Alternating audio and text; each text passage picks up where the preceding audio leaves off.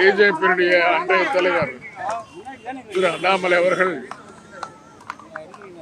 என் மீது என்னுடைய பெயருக்கும் புகழுக்கும் களங்கம் விளைவிக்கிறார்கள்,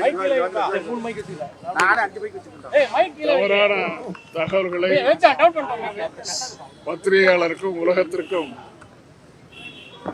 வெப்சைட் மூலம் நேரடியாகவும் அவதூறு செய்திகளை அழைத்ததற்காக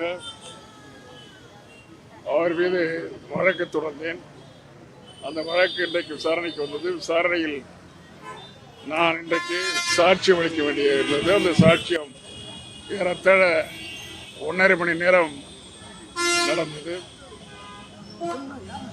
எனக்கு 21 நிறுவனங்கள் இருப்பதாகவும் அந்த 21 நிறுவனங்களில் 10,800 கோடி ரூபாய் தவறாக சம்பாதித்த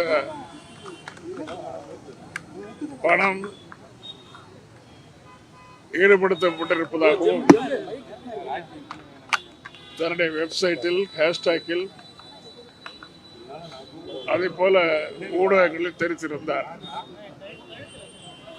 அது உண்மைக்கு புறம்பானது மட்டுமல்ல, என் மீது களங்கம் விளைவிக்கின்ற வகையில் தவறான செய்திகளை ஊடகங்களுக்கு முன்னால் சொல்லியிருக்கிறார் என்பதை இன்னைக்கு நீதியரசு அவர்களிடம் சொல்லியிருக்கிறேன்.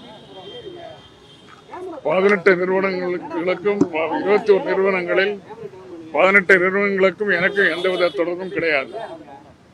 இருக்கின்ற 3 நிறுவனங்களும் ஏறத்தாழ பல ஆண்டுகளாக செயலற்று இருக்கின்றது.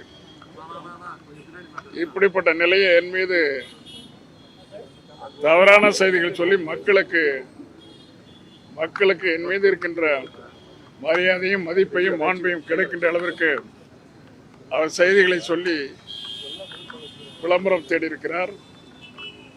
ஆகவே அவர் மீது வழக்கு தொடர்ந்து இன்றைக்கு சாட்சியம் நிறைவேறியிருக்கிறேன். சாட்சியத்தை சொல்லியிருக்கிறேன். அடுத்த 22ஆம் தேதி செப்டம்பர் 22ஆம் தேதி வழக்கு விசாரணைக்கு வரும். 2004ஆம் ஆண்டு நீங்க நிறைய ஊழல் பண்ணாலதான் 2009 உங்களுக்கு வந்து மந்திரி பதவி கொடுக்கல அப்படின்றத வந்து அண்ணாமலை சொல்லியிருக்காரு. அப்போது போகாத மானம் இப்போது நான் திமுக ஃபைல் வெளியிட்டு போயிருச்சா டிஆர் பாலுக்கு அப்படின்னு குற்றச்சாட்டு உங்களை கேட்க சொன்னார். அது மாதிரி பேட்டியே கொடுத்துருக்காரு சார். பேட்டி கொடுத்துருக்காரு. சரி, அதுக்கு பதில் சொல்றேன். சரியான நேரத்தில் நான் பதில் சொல்றேன். நீங்க கேட்கல. அண்ணாமலை நீங்க கேட்கல. அண்ணாமலை சொன்னதா சார் நான் கேட்கிறேன். எந்த இடியட் சொன்னாலும் நீங்க கேட்கல. நான் கேட்கல சார். அண்ணாமலை சொன்னதா நான் கேட்கிறேன். அண்ணாமலை சொல்லும் போது அவர் என்கிட்ட சொல்லுவாரு, நான் பதில் சொல்லிக்கிறேன். அதே மாதிரி 10,000 கோடி ரூபாய் உங்களுக்கு வந்து